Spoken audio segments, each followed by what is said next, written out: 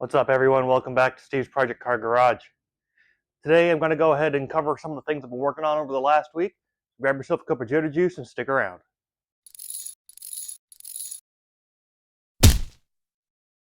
Alright, so in the last video you saw that I was working on the bulkhead, trying to get the firewall in the bulkhead area ready for some paint so I could actually go ahead and try to land the tub on the frame.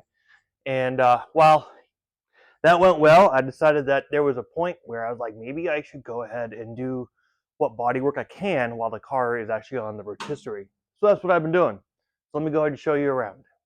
So while I'd like to say I've been hard at work on this, it has only really been about one full day's worth of work, and it's been 2 weeks since I talked to y'all last. So things have been going a little bit slow, but let me show you. So got the JB Weld body filler that I'm working with here, and just smoothing out areas like this. There was a bumper mount here that was really kind of bad, and I filled in with metal, and now I'm just kind of cleaning up the metal work a little bit. Just noticed a spot there. There are a couple areas up here that needed to be smoothed out, add a couple little ripples, and then same for over here along the door gaps.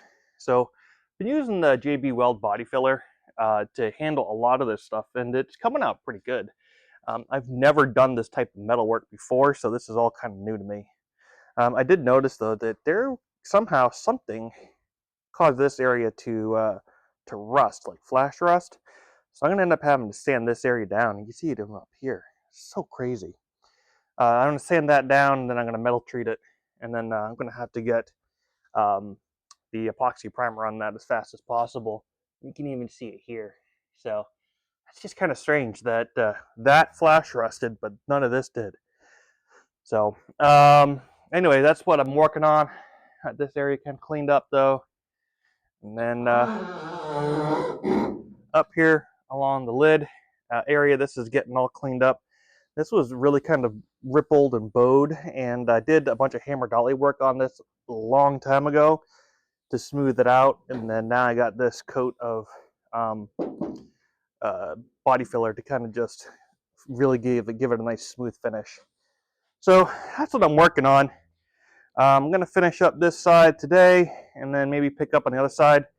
And once that's done, I'm going to end up having to come through and do epoxy primer all that bare metal, so that way I don't have rust like that coming through. But yeah, so that's where we're at. So let's keep going on some of this and try to get what we can done. All right, so here we are. I have done a bit more sanding, really trying to remove as much body filler as possible. I want it to be as thin as absolutely possible. Found a couple of little craters in here, so I threw some more on there. I'm pretty happy with this, although I am going to end up coming back to this once I do the door gaps, so it's really good for where it is. I had a really bad like seam here with the metal, so that took a bit of building up, but I'm pretty happy with that. And again, same over here. If you remember when I fixed the lower B post, I ended up having to also fix this part of the upper A post, and that was rough. And so there was a nice battle scar there, so gone ahead and filled that in some, and we'll come back and sand that in a little bit. However, now is the time to go ahead and move on over to this side of the car. So as you can see here, I got a coat of guide coat put on, and I'm going to go ahead and block this out just to kind of flatten it, find out where my areas of opportunity are, kind of like I did up here. Apply some body filler, rinse, wash, repeat, and have about another 1,000 hours of sanding ahead of me. So let's get cracking. All right, so this is the guide coat that I'm using. It's a Rust-Oleum guide coat, and it actually works out quite well. It's not as good, I think, as the powder guide coat that you might get, but you know, it works out for in a pinch, because you can pick that up at like your local auto parts store, which is great. So I went ahead and I did a pass with my sanding block on this. You can see where the guide coat remains, that those are showing the low spots.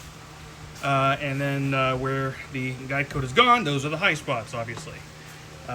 So we're trying to fix the low spots is what we're aiming after here. I know that this area has got some ripples in it. I'm going to do like I did on the other side, and I'm going to go ahead and get it pretty good, but I'm not going to, you know, go crazy on it, because I'm still going to probably adjust some stuff here when it comes to the door gaps. So you got up here, this side is definitely, you know, much like that. I had to do a lot of hammer and dolly work on this side to try to get it decent at least. So I'll end up having to do a skim coat right across here, maybe 2 or 3. Try to get it, you know, as thin as possible, but want to get it as smooth as possible. Found this great big gouge. I had no clue that was there. It's amazing what the guide coat will reveal. And down here, again, this is a pain point on the other side, but you can see low areas here, high there. So we're gonna try to smooth that out some. Coming over here, this isn't too bad. Got a little bit of a spot there. And then same thing here on the A-post that I had on the other side. So that's what I got. I am hot though, so I'm going to take a break probably. I might mix up some body filler first so I can get that on there and then go from there. But we will check in with you all in a little bit. All right, so it's later in the afternoon. We were supposed to get rain, but that never came.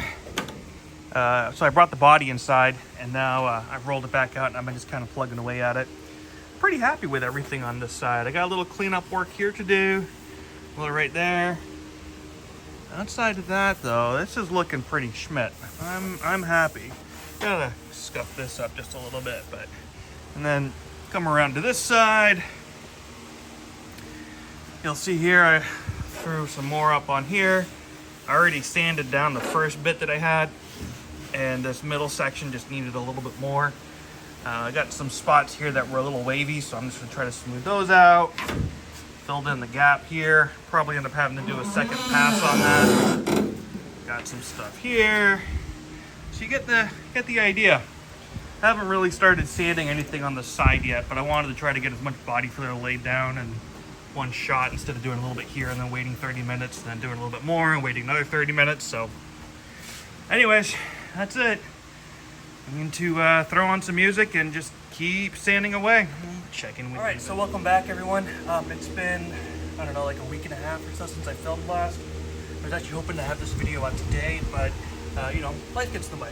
So let me show you what we're going to do today, because we have had some flash rust, and I've gone ahead and I've already treated it, but I'm going to talk about it, and then we're actually going to go ahead and hit those areas with some epoxy primer and then some regular primer afterwards. So let me show you what. So I do still have some body work to finish, such as like right here and here, and I got a little bit down there too, but that's really about it. And time has not been my friend lately, so what I want to do is I'm going to use my small paint gun, and I'm going to just hit all these areas that are bare with the epoxy primer to just go ahead and seal them up.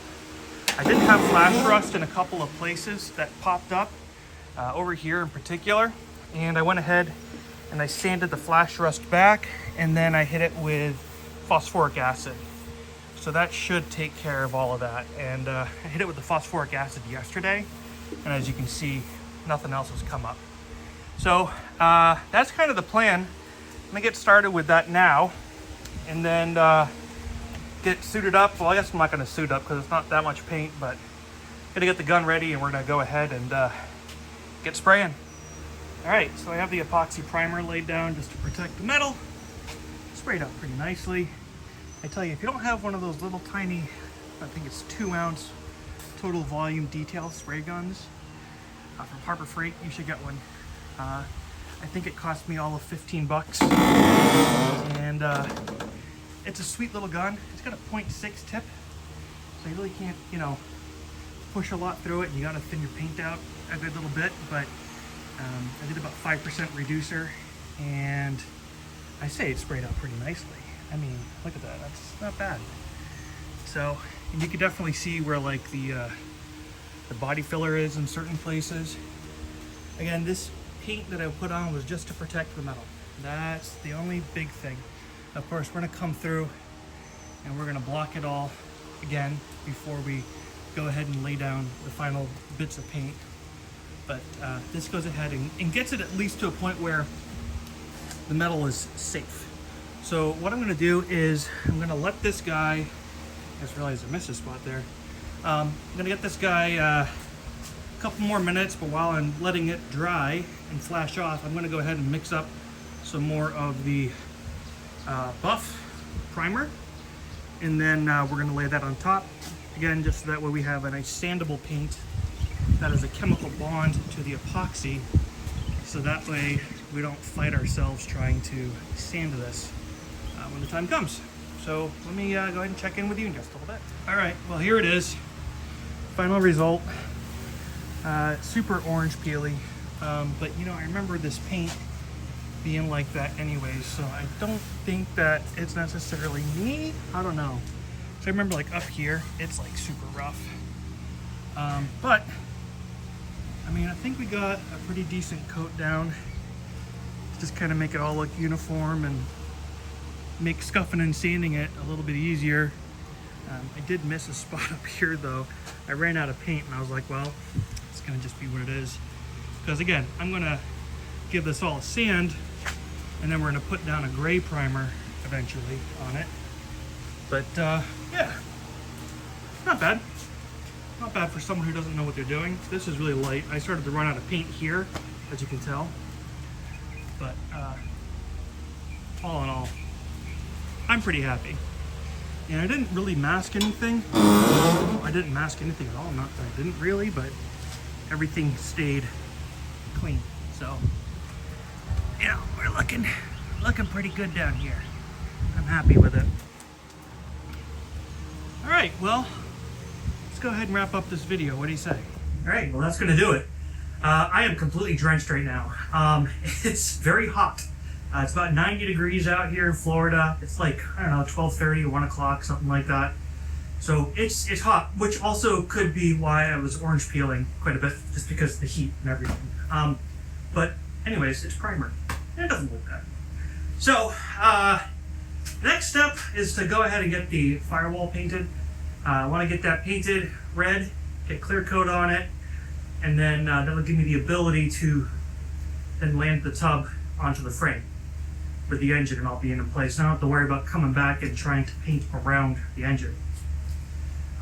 So anyways, sorry it's been so long, but for those of you watching, hopefully this goes out on Father's Day, so happy Father's Day. And this is just me reminding you that we're working on project cars like this. Don't paint in the middle of the day in the heat of Florida, and most importantly, don't be that dreaded previous owner.